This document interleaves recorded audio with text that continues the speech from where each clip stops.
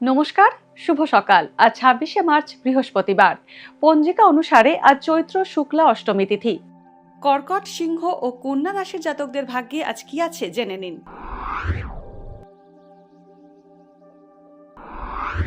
কর্কট রাশি, জল থেকে বিপদের আশঙ্কা আছে কর্কট রাশির জাতকদের। দাম্পত্যে মতভেদ বাড়তে পারে। গুরুত্বপূর্ণ বড় সিদ্ধান্ত নিতে পারেন। বড়সড় আর্থিক বিনিয়োগ থেকে বিরত থাকুন। পারিবারিক জটিলতা মিটে যাওয়ার আশা রয়েছে। ব্যবসায় ক্ষতির আশঙ্কা রয়েছে।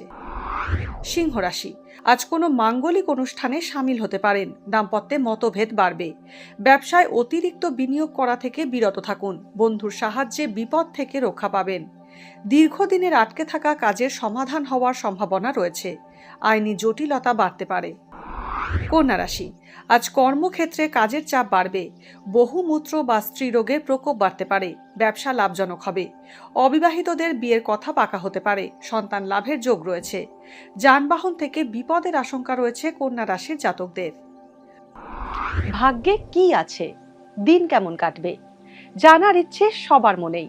আপনার সঙ্গে কি ঘটবে জানাচ্ছি আমরা। সঙ্গে রয়েছে খারাপ সময়কে ভালো করার টোটকা।